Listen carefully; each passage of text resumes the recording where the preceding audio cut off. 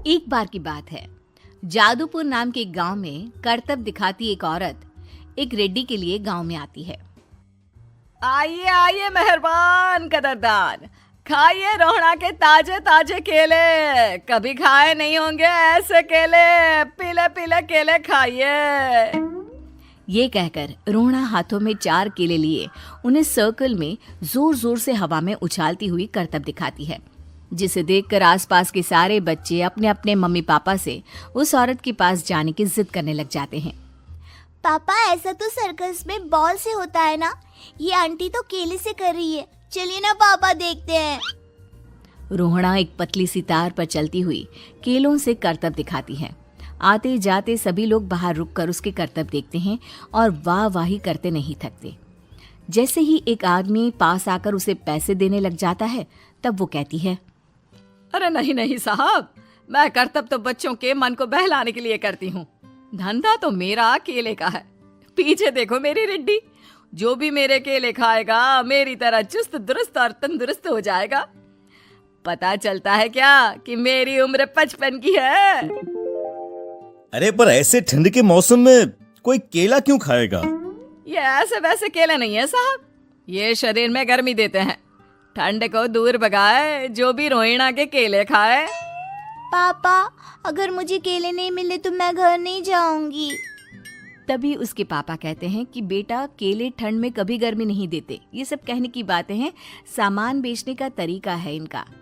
पर पिंकी नहीं मानती। मैं केले खाऊंगी। पिंकी की जिद के आगे नत्थू हार जाता है और उसे केले खरीद कर दे देता है। पिंकी खुश होकर केले घर ले आकर खाती है। अब मैं भी करतब करूंगी, कितना मजा आएगा। जादुई केले। पिंकी पहला केला खत्म भी नहीं करती कि वो बेहोश हो जाती है। दूसरे केले से एक काला धुआं आता है और रोहड़ा चुड़ैल बनकर बाहर निकल आती है। मेरे भूतिया केले बच्चे न खाए, ऐसा हो ही नहीं सकता। जादूपुर वालों, कब तक बचोगे? आ गई हूं मैं रोहड़ा, जिसका कोई नहीं कर सकता सामना। रोहड़ा पिंकी को गोद में उठाकर काले धुएं में कहीं गायब हो जाती है। शाम के वक्त नत्थू घर लौटता है और पिंकी को घर में ना पाकर उसकी माँ से कहता है, माँ पिंकी कहाँ है?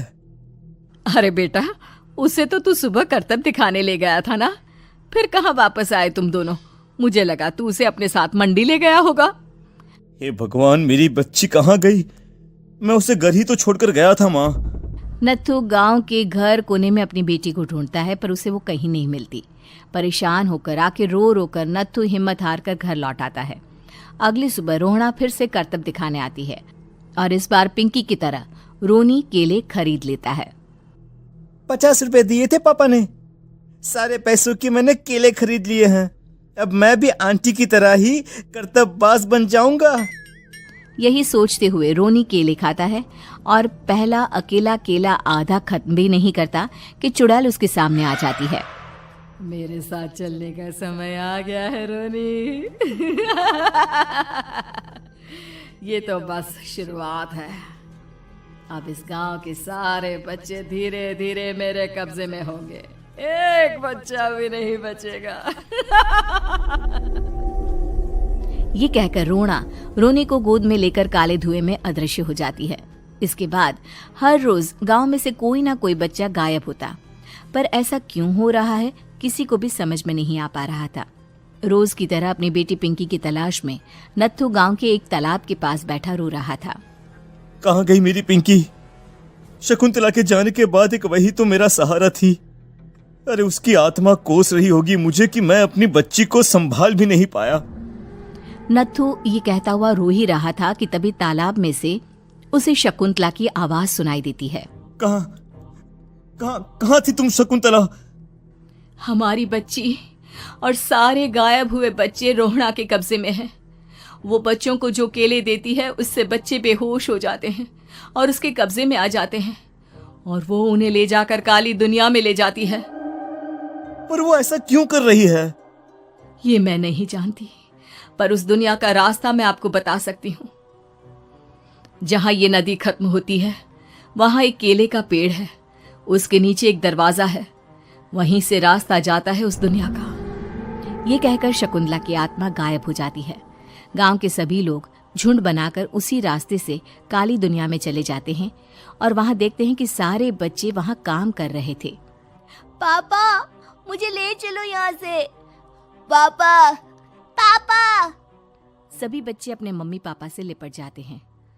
तो तुम लोग यहां तक आ गए? क्यों हमारे बच्चों को पकड़ लिया तूने? तुझे शिकार ही बनाना है तो ले, हम सब आ गए हैं, हमें खा ले। नहीं, मुझे बच्चे चाहिए, मेरे बच्चे के बदले तुम लोगों के बच्चे। क्या मतलब? मैं इसी गांव में रहने वाली एक औरत थी। केले की चोरी के इल्जाम में मेरे बेटे को गांव वालों ने इतना मारा कि वो मर गया। उसी दिन मैंने ठान लिया कि गांव वालों का भी वही हाल करूंगी। कुछ दिन बाद बेटे के चले जाने के दुख में मैं भी मर गई और मेरी भटकती आत्मा एक चुड़ैल बन गई। और फिर मैंने बदला लिया तुम सबके बच्चे छीनकर। बर्दाश्त नहीं कर पाए ना? सोचो मुझ पर क्या बीती होगी। हमें माफ कर दो रोना, पता नहीं ये किसकी गलती थी पर हम सभी माफी मांगते हैं। हमारी खुशियां लौटा दो, तुम भी तो एक माँ हो। गांव वालों की बात सुनकर रोना का मन पिघल जाता है और वो बच्चों को छोड़ देती है। उसके बाद काली दुनिया बच्चों के लिए जादुई दुनिया बन जाती है। अब कोई भी कभी भी वहां आ जा सकता था।